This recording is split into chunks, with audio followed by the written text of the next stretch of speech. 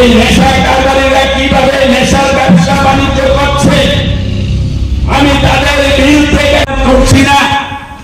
আমাদের চোখের সামনে দেখছি, আমাদের আশেপাশে দেখছি এইরকম অনেক পরিবার আছে আমাদের, যাদের বয়স 25 পার হয়নি, যাদের বয়স 30 পার হয়নি, এইভাবে তারা এই নেশায় আসক্ত হয়ে তাদের পরিবারগুলিকে তারা ধ্বংস করে দিচ্ছে।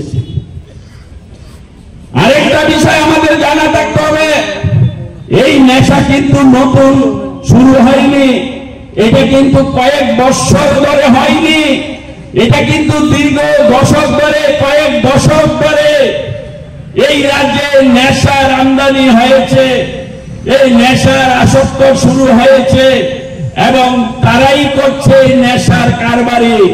নেশায় যারা রাজনীতির নামদারি বলে কাজটি করে যাচ্ছে। আমি আজকে এখানে এসেছি এই কারণে, আপনাদের এই এলাকায় এসেছি, এই এলাকার জনগণ নেশার বিরুদ্ধে যে পথসভার আইছি, এই এলাকার স্বার্থ নিয়ে, এই এলাকার ভবিষ্যৎ, ছাত্র সমাজের ভবিষ্যতের কথা চিন্তা করে আমি এখানে আজকে দাঁড়িয়েছি। হয়তো আমাকে কেউ কেউ বলছে যে নেশার বিরুদ্ধে যে আন্দোলনে আপনি যোগদান করেছেন, এই এলাকায় অনেক ব্যক্তিরা যুক্ত আছে নেশা কারবারির সাথে, তারা তো আপনাকে ভোট দেবে না।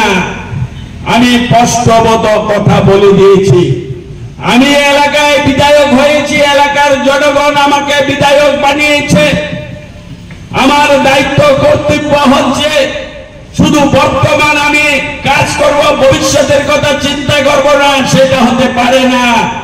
আমি একজন যদি বিধায়ক হয়ে থাকি তাহলে আমার সমস্ত কিছুর দায়িত্ব নিয়ে আমার কাজ করতে হবে। শুধু কিছু ভোট পাওয়ার আশা নিয়ে, শুধু ভোটের রাজনীতির নাম করে এই ধরনের সমাজের মধ্যে এই অসামাজিক ব্যক্তিগুলি, এই সমাজদ্রোহী ব্যক্তিগুলি, ওই নেশা কারবারির ব্যক্তিদের বিরুদ্ধে আমি কোনো প্রকার কোনো আন্দোলন করব না, তাদের বিরুদ্ধে কোনো আওয়াজ উঠাবো না।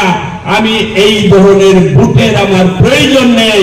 আমি যতদিন থাকবো এই নেশার বিরুদ্ধে, এই মাদক দ্রব্যের বিরুদ্ধে, এই ধরনের যারা অসামাজিক কাজের সাথে যুক্ত থাকবে, সে যে কোনো দলের হোক, সে যে কোনো ব্যক্তি হোক, সে যত বড় সে তার শক্তি থাকুক, আমি তাকে সঠিক জায়গায় নিয়ে সঠিক শাস্তির ব্যবস্থা আমি করব।